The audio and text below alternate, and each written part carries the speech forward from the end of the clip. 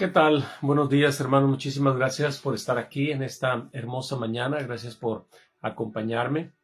Espero que hayas tenido un excelente fin de semana, que hayas podido disfrutar de tu familia y que hayas podido ir a la iglesia a poder darle gracias a Dios, poder escuchar palabra de Dios y adorarle porque es digno de toda nuestra adoración. Amén. Estamos iniciando el mes de febrero y espero que esta palabra pueda ser de bendición. Espero que me acompañes el resto de estos días. Estamos viendo en el libro de Marcos las enseñanzas que Jesús nos dejó para nosotros los cristianos. Amén.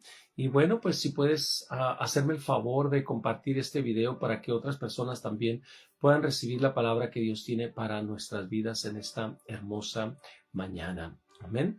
Y bueno, pues vamos a orar. Vamos a leer la palabra de Dios. Estamos Marcos capítulo 1, versículo del 1 al 4. Vamos a leer. Dice, principio del Evangelio de Jesucristo, Hijo de Dios.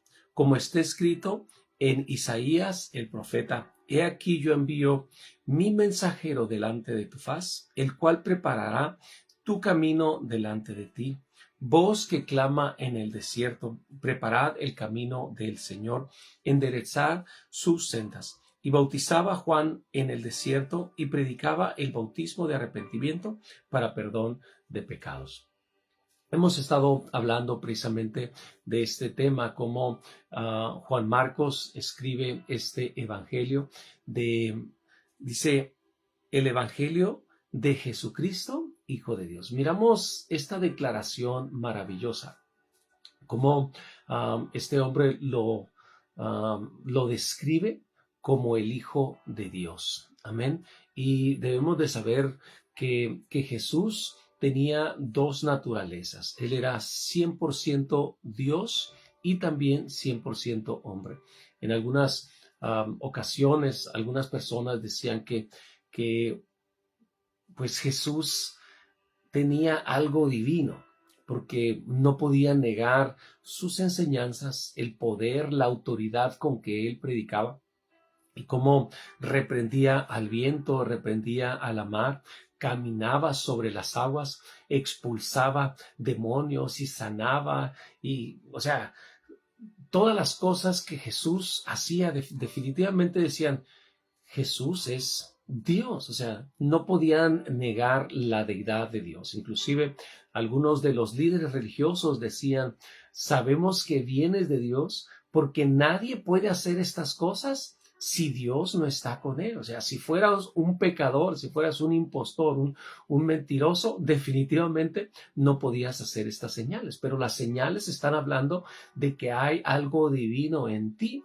Pero entonces se escuchó, se hizo un rumor como que Jesús era Dios aquí en la tierra, pero que no tenía un cuerpo físico, que era prácticamente como una deidad, como un neuma, como un viento, como un fantasma, vaya, pero que nunca tuvo una naturaleza humana, ¿ok? Porque decían, más hasta el día de hoy, muchos de los judíos no creen que Jesús sea el Hijo de Dios, porque no se imaginan cómo un Dios santo, puro, perfecto pueda venir y encarnarse en un cuerpo humano, en un cuerpo que tiene muchos errores. Y la gran mayoría no aceptan a Jesús como el Mesías. Amén. Pero sabemos nosotros que Jesús sí tenía un cuerpo humano. Además, él se cansaba.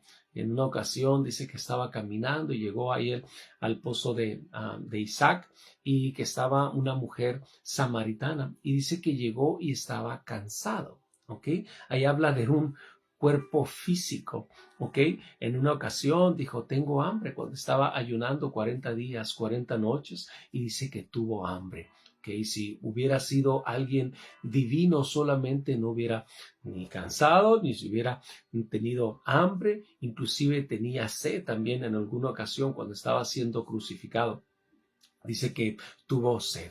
Cuando estaba en el pozo ahí, que vino la mujer samaritana, le dijo, ¿me das agua de beber? O sea, Jesús comía, Jesús bebía, Jesús estaba ahí físicamente, oraba, predicaba con las personas. O sea, Jesús tenía dos naturalezas, era 100% Dios y 100% hombre. Así es que este hombre lo describe principio del Evangelio de Jesucristo, Hijo de Dios. Y dice que como está escrito en el libro de Isaías, he aquí yo envío mensajero delante de tu faz. Y esto habla en Isaías 43. Voy a dar lectura. Ok, dice, voz que clama en el desierto, preparad camino a Jehová, enderezad calzados en la soledad de nuestro Dios. Todo valle sea alzado y bájese todo monte y collado, y lo torcido se enderece y lo áspero se allane. Y se manifestará la gloria de Jehová, y toda carne juntamente la verá, porque la boca de Jehová ha hablado. Fíjate, aquí está hablando el profeta Isaías, que vivió cerca de 700 años antes de que se cumpliera esta profecía. Y dice, preparad camino a Jehová, ¿ok? Esto es importante. O sea, el profeta estaba hablando que este hombre que iba a ir, iba a predicar, iba a estar preparando el camino. ¿A quién? A Jehová. ¿Ok? Y viene Jesús, ¿ok? Entonces sabemos que Jesús es Dios, ¿ok? Ahí está hablando de Dios, no está hablando de alguien totalmente diferente, de solamente un profeta o de solamente algún enviado. Era el Mesías, el Hijo de Dios, amén. Y también habla aquí en Malaquías 3, versículo de 1 en adelante. Dice, he aquí, yo envío mi mensajero, el cual preparará el camino delante de mí, y vendrá súbitamente a su templo el Señor a quien vosotros buscáis, y el ángel del pacto a quien deseáis vosotros. He aquí viene, ha dicho Jehová de los ejércitos. Fíjate qué importante. Aquí se está profetizando. En 2 ocasiones se profetiza acerca de Juan el Bautista. ¿Ok? Y que él iba a estar preparando el camino para el Mesías, para el ungido de Jehová. Amén. ¿Para qué? Para que no tuvieran la menor duda. Esto era importante para el pueblo de Israel. O sea, Dios quería dejarles bien en claro que iba a enviar al Mesías, pero que iba a enviar a un mensajero. ¿Ok? ¿Y por qué muchos de los judíos no quisieron aceptar la enseñanza de Jesús? Si miraban milagros, prodigios, que se estaban cumpliendo todas las profecías, Jesús las estaba cumpliendo. En una ocasión dice que llegó y se sentó en la sinagoga y le dieron el libro de Isaías, y donde dice, y Dios me ha ungido para llevar buenas nuevas a los pobres, y empezó a predicar o empezó a enseñar, y dice que enrolló el libro y lo puso ahí y les dijo, hoy se ha cumplido delante de ustedes esta profecía. O sea, lo dijo claramente, yo soy ese ungido, ese Mesías de quien estaba hablando el profeta Isaías.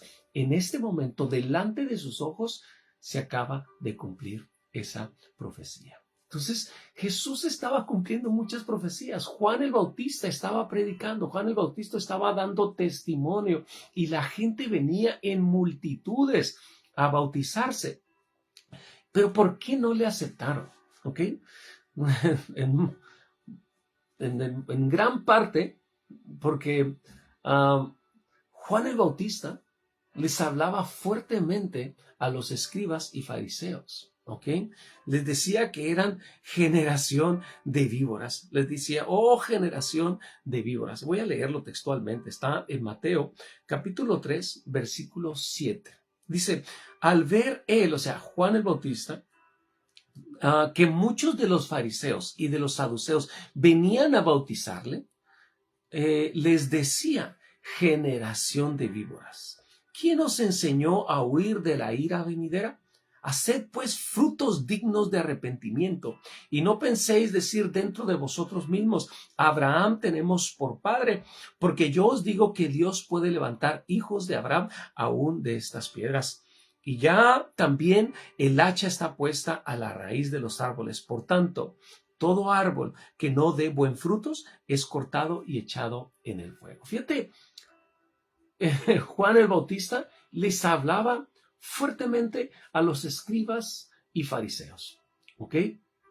A los saduceos. Estos hombres debemos de saber que eran como la crema innata de los líderes religiosos. Y debemos de saber que cuando una persona tenía algún problema, cuando alguna persona quería ser instruida, ¿ok? La gente, el pueblo, llevaba a sus hijos a que les enseñaran la Torá y las leyes y todo, pero eran instruidos por estos hombres, por los escribas, por los fariseos, por los líderes religiosos, por los sacerdotes, pero ellos se comenzaron a salir del propósito, o sea, se sentían como la élite.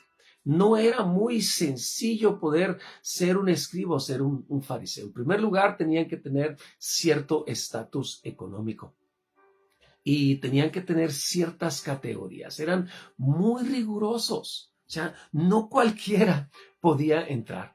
Y tenía que llevar muchos requisitos, tenían que estudiar, tenían que tener ciertas características y tenían que ser muy legalistas. Entonces, como se requerían muchas cosas, o sea, el que lograba entrar se sentía así como que, mírenme, se sentían como soberbios, orgullosos y querían, les gustaba que la gente los admiraba. ¿Okay? Cuando llegaban a la cátedra de Moisés, no sé, al templo o a las sinagogas, les gustaba sentarse en las primeras filas y se ponían ahí, que toda la gente los admiraba. Y cuando pasaban por ahí, como decían, ¡ay, ahí va el rabí, ahí va el maestro!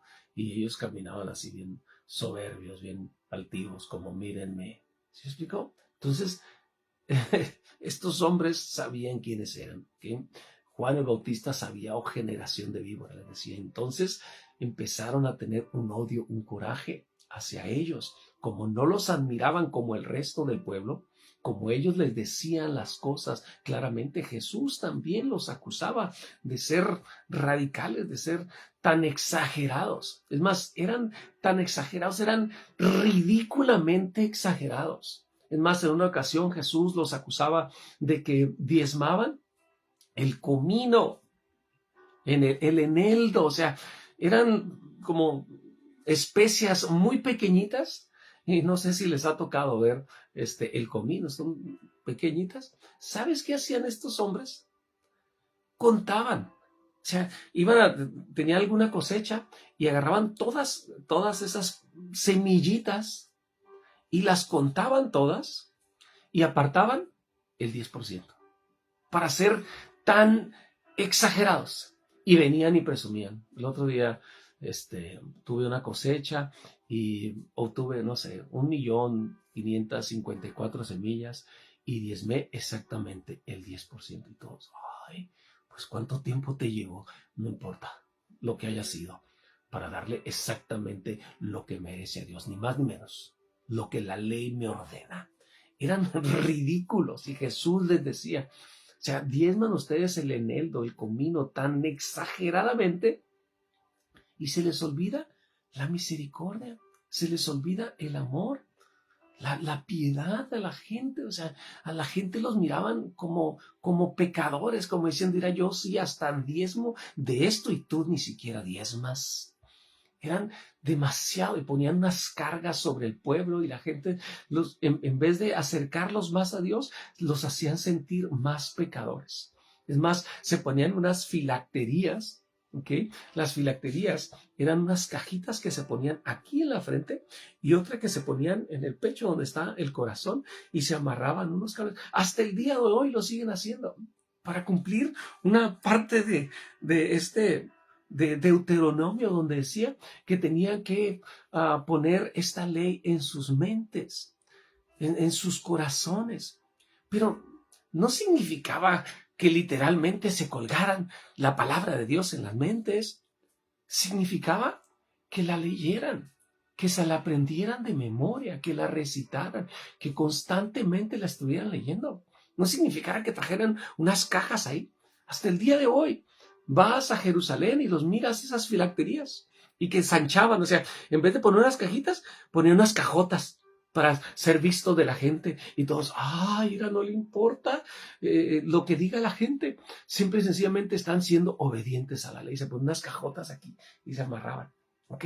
O sea, eran exageradamente ridículos. Y Dios, que miraba los corazones, decía, por dentro están llenos, o sea, son sepulcros blanqueados, que por fuera aparentan súper piadosos, pero por dentro están llenos de odio, de coraje, de orgullo, de soberbia. Se sentían élites, como que lo mejor de la crema y la nata. Decía, yo no me junto con pecadores. Es más, en algunas ocasiones, ellos tenían 3 horas de oración. Oraban en la mañana, creo que oraban a las 9, otra vez a las 12 y otra a las 3 de la tarde. Y si estaban en sus casas, decían, voy a durar 15 minutos para llegar al templo. Y eran bien radicales, no faltaban ningún día, ningún momento a la oración, ¿ok? Y lo que hacían, se iban tarde, ¿ok? ¿Para qué? Para que si llegaba la hora, digamos que era las 12 del día, que era cuando estaba la plaza a reventar, y no alcanzaban a llegar, digamos que eran las puras 12 y no llegaron al templo, no les importaba. Ahí en media plaza sacaban un tapetito y se hincaban y decían, oh Jehová, y ahí estaban en medio de la plaza y la gente volteando a verlos, y unos decían, mira, yo ni siquiera he ido a la iglesia, ni siquiera he ido a la oración, y este hombre ni siquiera alcanzó a llegar a la iglesia, pero llegó la hora y en ese momento ahí está orando.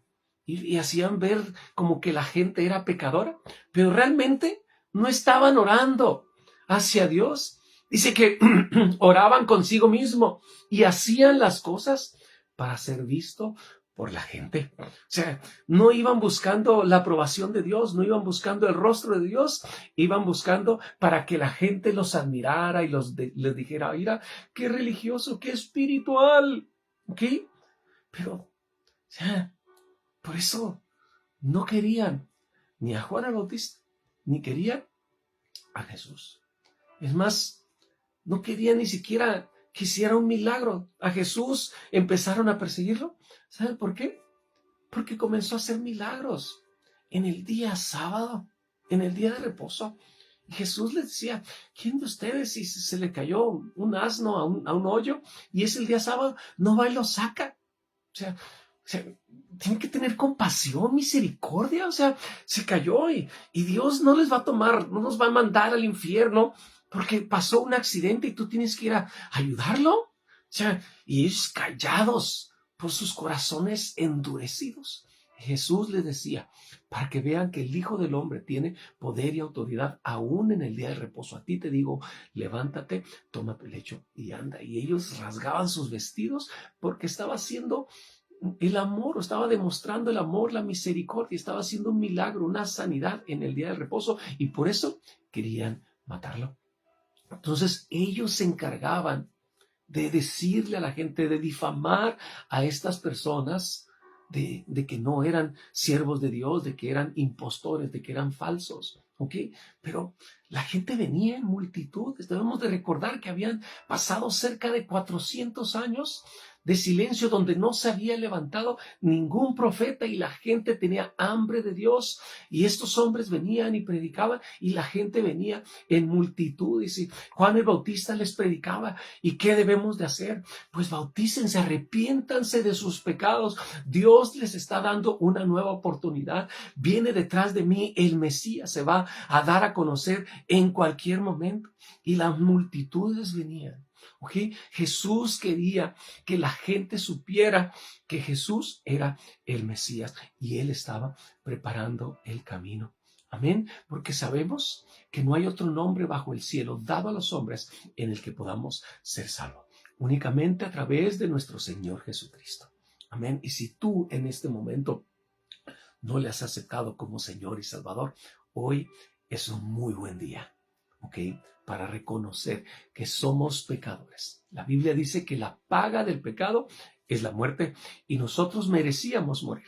Pero las buenas noticias del Evangelio es que Jesús venció la muerte y abrió una puerta, abrió un camino para que todos los que creamos en Él podamos tener vida eterna y pasemos con Dios eternamente y para siempre. Amén. Gloria a Dios, se nos acabó el tiempo. Muchísimas gracias por estar aquí. Gracias por tus bellos comentarios y también gracias por compartir este video. Vamos a continuar primeramente Dios el día de mañana. Que tengas un bendecido y excelente día.